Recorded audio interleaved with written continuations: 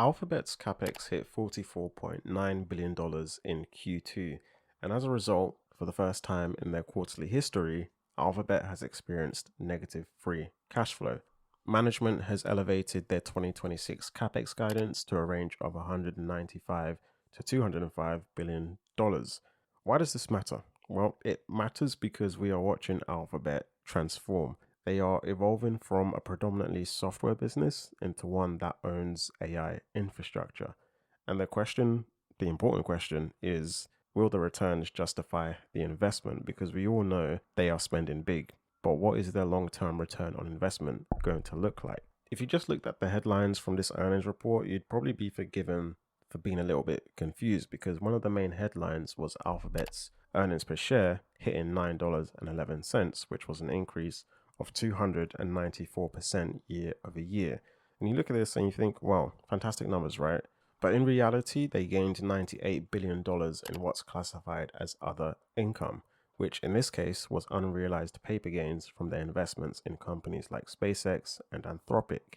If you strip this number out, then the core operating EPS sits closer to $2.85, which was about in line with expectations.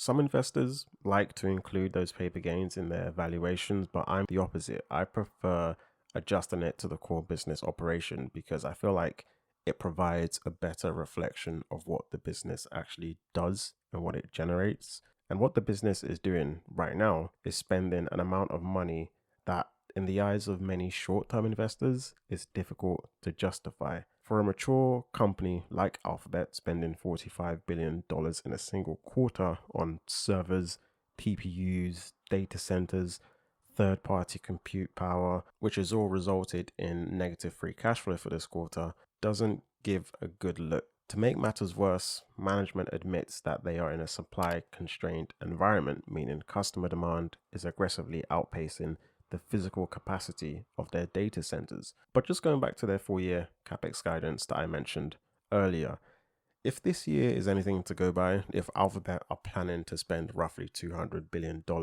annually on AI infrastructure, then I think it goes without saying that their revenue absolutely needs to be and maintain a high margin in order to justify their valuation. We know that they are trying to vertically integrate to help out with this, with the acquisitions that they're making in the energy sector and also with the development of their own processing units. Of course, we don't know specifically where this capex is being spent. Management indicated that roughly 60% of capex is expected to go towards servers, whilst the other 40% is allocated towards data centers and networking infrastructure. But if a large portion of spending is directed towards rapidly depreciating silicon rather than longer-lived infrastructure, then depreciation expense could rise much faster. As an investor in Alphabet, I'm likely to be a little bit biased with my views, and whilst I understand and respect the bearish sentiment, I do sit on the other side of the fence, as you can imagine. I think Alphabet, amongst the other hyperscalers, are and will be sacrificing short-term free cash flow in order to obtain dominance in the AI infrastructure layer. There was an interview that Mark Zuckerberg did some time ago where he basically said that it's probably riskier for big companies not to invest heavy into AI in this current environment. If you are not in the front of this AI arms race, it poses a risk to how operable the company may be going forward. If we look at the facts, we will see that Alphabet's core business is actually accelerating. Total revenues grew 24% year over year. The cloud division alone experienced a massive 82% increase in revenue. So we're seeing enterprise adoption of AI moving into large-scale commercial deployment, which, as we're seeing, is contributing meaningfully to their cloud acceleration. The question of where is this return on investment for all this capex is being answered. The early signs of returns are beginning to emerge. Cloud operating margins grew 35.6%. Operating income tripled. They are beginning to recognize direct sales of their own TPUs. I think it's becoming less of a question of whether these investments will generate returns and maybe more of a question of how attractive those returns are going to be in the future. Now, I could get carried away after Alphabet's earnings report because it was pretty good, but I'm a big believer in history and historical events repeating themselves in some sort of fashion, maybe just at different scales. And there are plenty of times in history where spending big hasn't resulted in anything meaningful. Just look at Meta's investment with the metaverse, or even when Ford tried to pivot into the EV market, spending billions of dollars on factories and toolings and whatnot. They had the capacity there, but demand was poor.